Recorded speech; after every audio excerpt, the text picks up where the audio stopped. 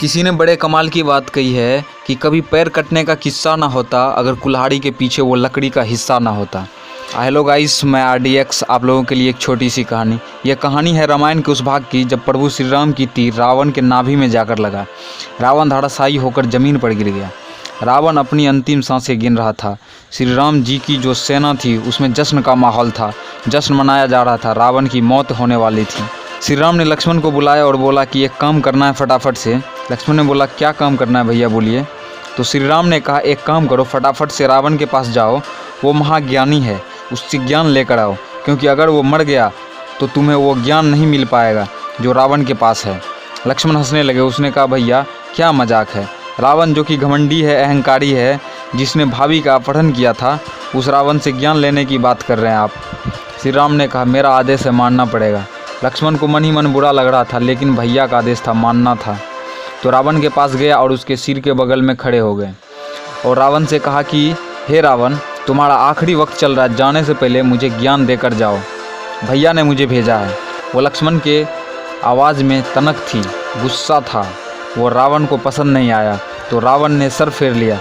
तो लक्ष्मण ने देखा तो उन्हें भी गुस्सा आ गया। वो वापस चले गए श्री राम के पास।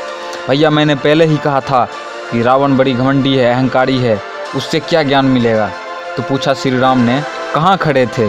तो लक्ष्मण ने बोला, उसके सर के पास खड़ा था, उसका आखिरी वक्त चल रहा है, अगर उसने कुछ बोला, मुझे सुनाई ना दिया तो। छोटे भाई का जो मजाक था उसे पसंद नहीं आया।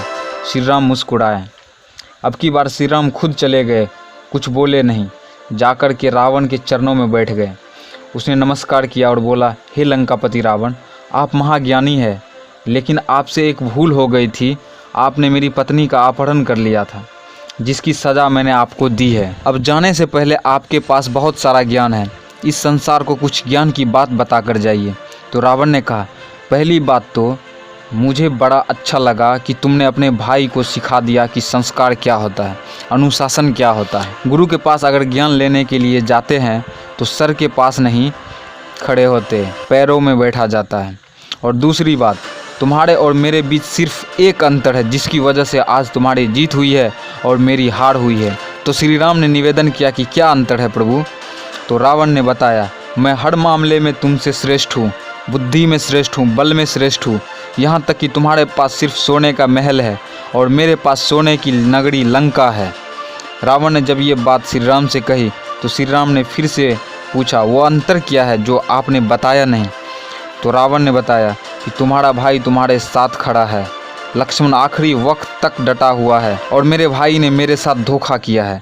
मेरे भाई ने तुम्हारे पास जाकर बताया कि अगर रावण के नाभि में तीर जाकर लगेगी तो रावण की मौत होगी।